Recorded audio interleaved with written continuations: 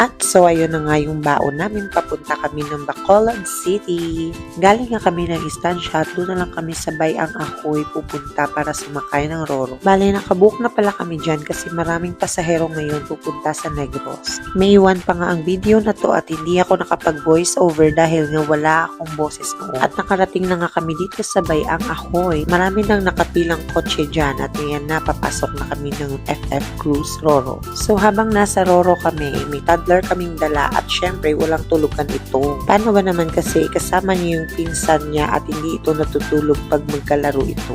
Mga 1 oras din yung biyahe namin mula Bayang Ahoy papuntang Bacolod. Halos nga ng pasahero sa Roro ay nakatulog, kami lang yung hindi. Mula dito sa port ng Dumangas ay nagtanong na ako kay best friend Google Map kung asan papuntang Kampuestuhan Highland Resort. Ay ano man na imo, mga seatbelt man?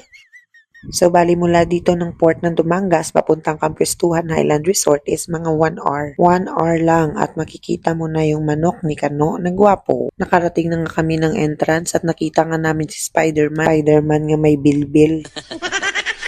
At ayan na nga, pumasok na nga kami sa loob. Medyo makulimlim dito. Buti na lang nga at hindi ako nakapag-sunscreen.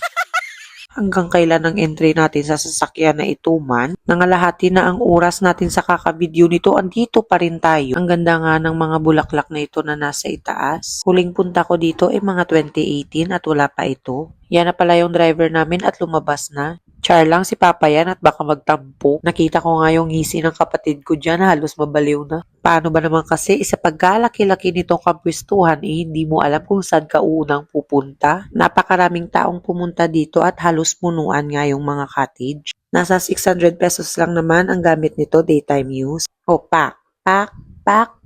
At syempre, hindi naman mawawala yung entry ko at ng babaeng ito. Nakabuntot palagi eh.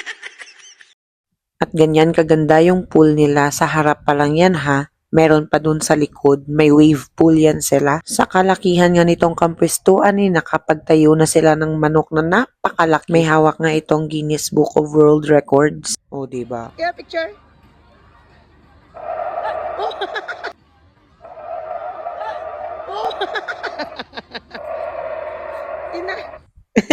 Tuntugin nga dinosaur ini ay. At syempre, hindi naman ako maka-aura-aura at maka-video-video kung walang may nagbabantay sa anak ko.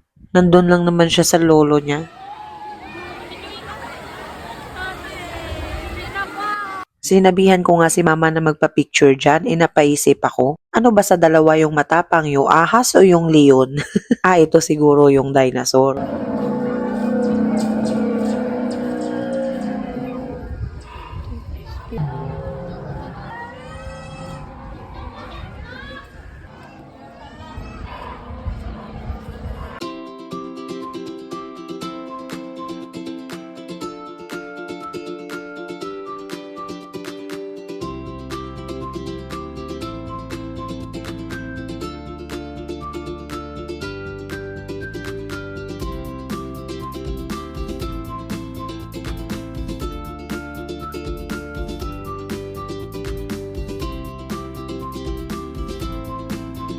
At ayun na nga, time's up. We're on our way to Sagay City.